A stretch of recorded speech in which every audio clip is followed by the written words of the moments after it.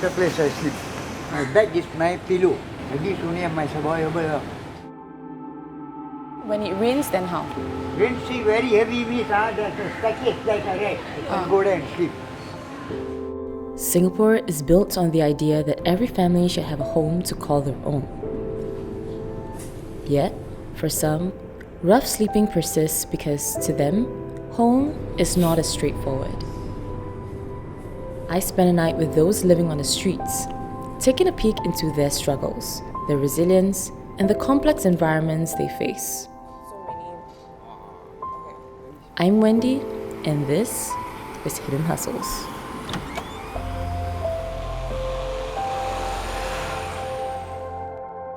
I'm meeting Jieying, who has been doing work with rough sleepers for 6 years. Yeah,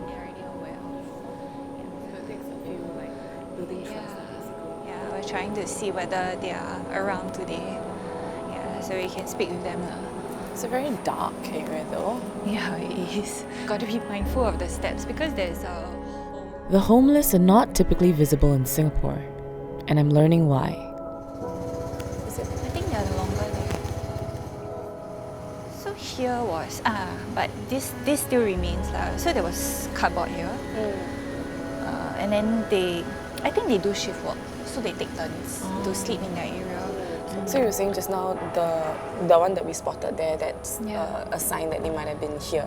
Yeah. The drink that we spotted. Right, there was a finished drink, that is recently finished. Right. So this setup, is it usually how they sleep? With the chairs and everything? Yeah, it was a bit more cordoned off, and then they have a bit more privacy. And then there was cardboard laid for them to sleep as well. On other nights, I joined a group of befrienders who are a part of a new initiative, making healthcare accessible to rough sleepers.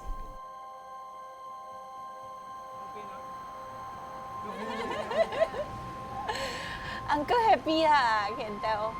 Yeah, he's smiling. And what do you usually look out for on like night walks like this? We see whether they are open to shelter. Uncle, you don't. Yeah, I understand. We see whether they have any care needs. Pain, right? Because you see, the muscle is all here. So for example, medical, physical presentation-wise, are they well, are they healthy? So after this, what time you sit? Wow, this is a whole kit here. Everything is so like Comprehensive. comprehensive. Yeah. And it's all packed in this small little bag. So I was talking with one of the volunteers, and she shared something very interesting with me. She shared that we don't have to pity them. Oftentimes we come into these spaces and we show pity like, oh, you are in this situation, so poor thing and all that. But I think what is a lot more effective is when we understand where they are coming from, like empathize with their situation, but not see it as something that is less than.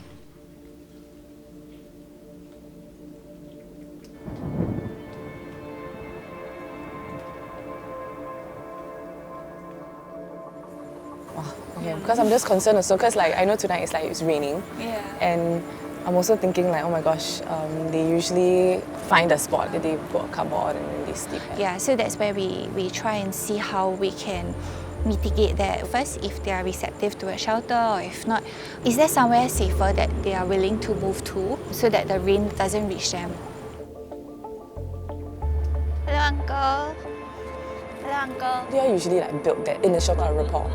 Go in slow and open and come from a point of view that you are genuinely concerned for their safety, and from there you ease through a conversation and see whether they are a bit more open to share. Our time with Uncle ended abruptly. Us being around longer than he anticipated led to a misinterpretation of our intentions. I don't like really. I'm not happy with it. I'm Singaporean. Okay. I also don't care who wants to sleep here. This one is public place. You think I got do the big mistake? No, it's not about You think I got selling drugs? Something like I got do anything wrong here, understand? The public all see me here, you know? I will show you all the shots. Okay? Okay, thank you, Uncle. Okay.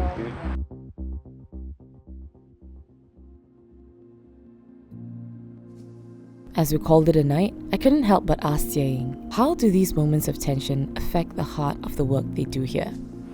Honestly, I was worried about the relationship we have built throughout the years painstakingly with the rough sleeper, and how that is ruined and that needs a certain amount of work in order for it to be repaired.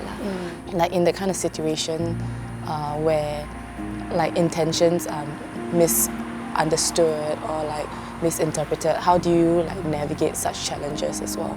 I think because every situation is dynamic, it's also about trying to expect the unexpected.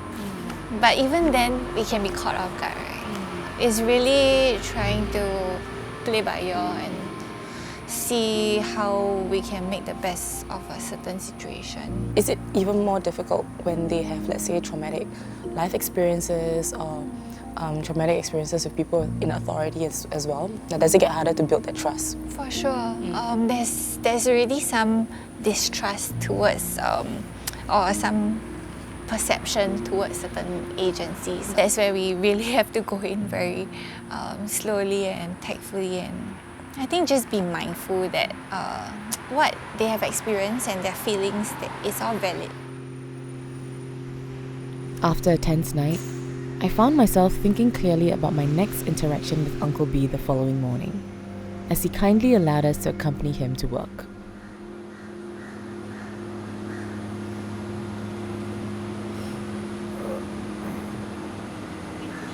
Hello, Uncle. Good. It's for you. Asking like how does he sleep? Is it okay? Tadi tidur selesa tak? Biasa, Dah biasa. dah biasa. Habis tidur baring. Tidur baring. Ada orang tidur baring kotak tidur. Habis baring je. Lantai keras sangat. Tak boleh. Nanti nak bangun susah nak bangun. Kalau gini okey. Your back okay? Baik okey. It's okay. Not pain? No. Dah biasa kan. Okey. Ikut po.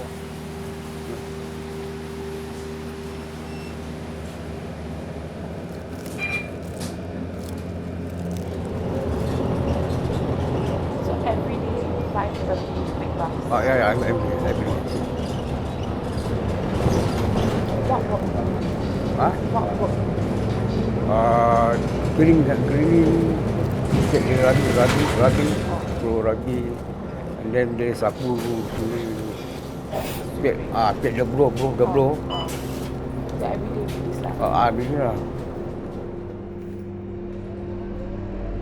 Honestly, I was a bit nervous meeting Uncle B for the first time because I have not met him before and I'm also quite a new face. You from where? From where? Country. Africa. Africa. But I grew up in Singapore. Very far. Very far. My father comes to work here. Working here. Yeah, my father worked here. Very long here. I will say that he was actually very open, and I think that was what helped me to start a conversation with him. Married here. Married? No, not yet. not yet. I married the So not staying with your wife? Yeah. I got one boy. Big. How old is your boy?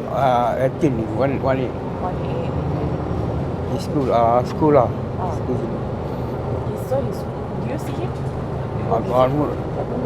Never call me.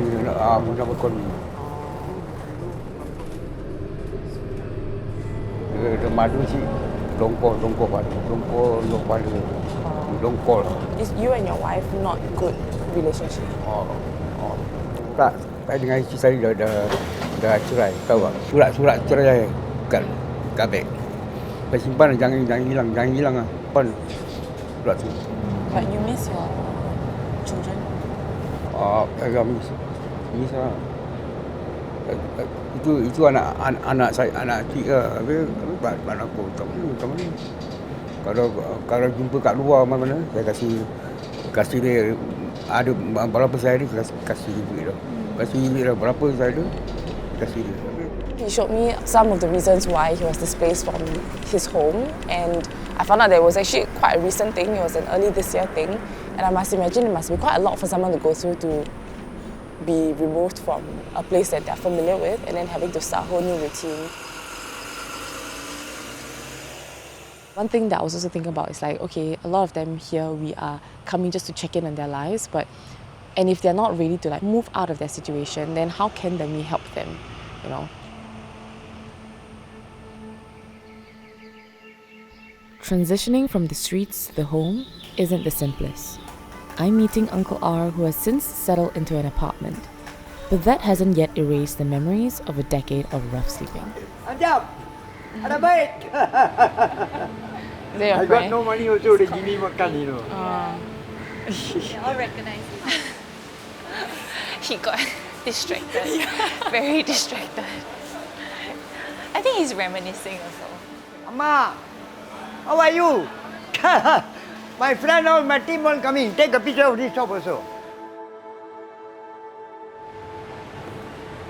Is this where you used to sleep? Yeah, yeah. Just sleep lah, what to do? Dog can sleep, cat can sleep, I cannot sleep. Like you put cover, or you just sleep on the floor? No, I got army canvas before. Okay. Then I put the one, I got my blanket, I just sleep there. Then my bag is my pillow. This only my survival.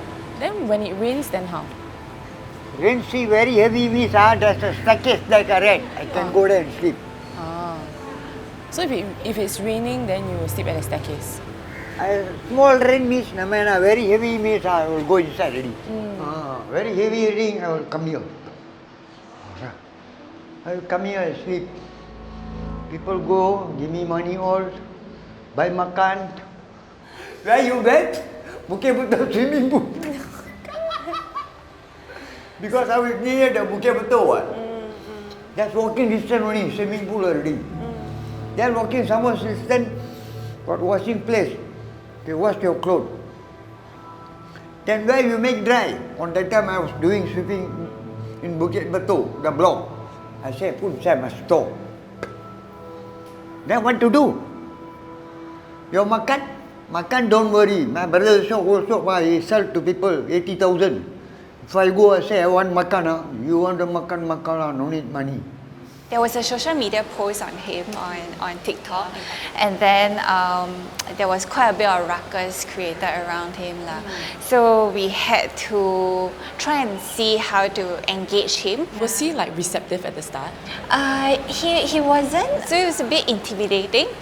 But it was an experience. Yeah. And so, and I know that his case was great in the sense that he moved in within 2 months. Yeah. But for those cases that take 6 months, right, how does that work out for them? Do they continue to rough sleep at the place, or is there somewhere interim that they can go? Yeah, so there is night shelters, which is our SVPs, and then we have our transitional shelter, which is located in the rental flats. So it could be a 1 or 2 room rental flat. So these are interim places that these rough sleepers can reside in and have a place to rest, take a proper shower, and charge their phones and go to work refreshed the next day, right? So as much as possible, we try not to uproot them from where they are. And because he has been so familiar with, the area, and he has grown up here and he has lived here, and he has this entire community in kampong here.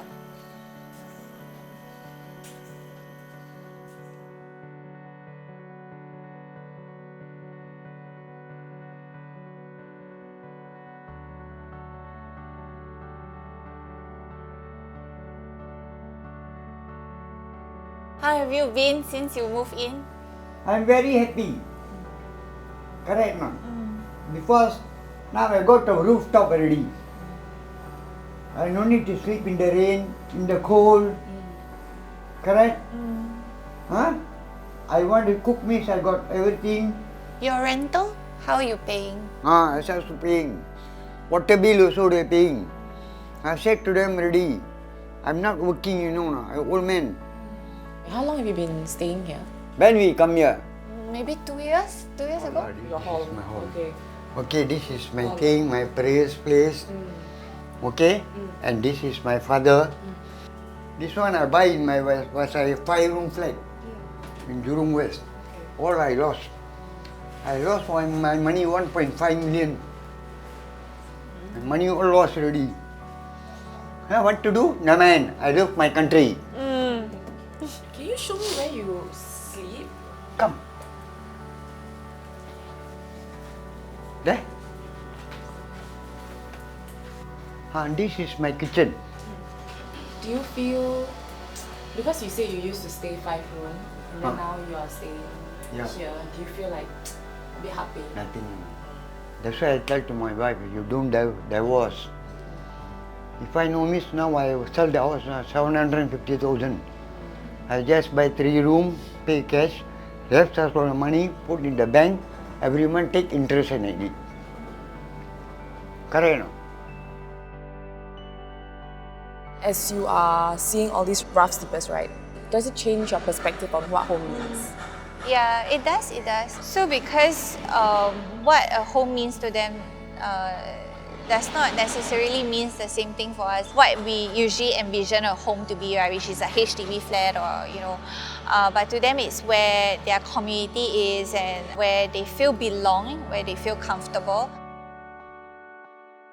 Actually, rough sleeping, it can be a multifaceted issue, right? It's not just about lacking a house. It could be finances, medical, interpersonal relationship. So seeing how to work together with the different agencies involved, the different community groups involved to better support this individual and how to eventually work towards the common goal of meeting their need, which is to get a flat. As you're doing this for a while, does it ever like take a toll on you? I've handled many cases over the past few years. It does take an emotional toll, especially when I hear some of their stories. It doesn't necessarily have to be a rough sleeper. It could be someone that is facing impending homelessness. For example, a mother that is going through a divorce and she has to leave the house with a child. And it's such cases that really tug at my heartstrings. And it's because of these cases that makes me want to work harder for all of them. Oftentimes, I would come to spaces like these thinking I know better. But my whole experience taught me that the better is sometimes subjective. Before you can earn the right to speak into their situation, you need to earn that trust. And that's built with mutual respect and openness.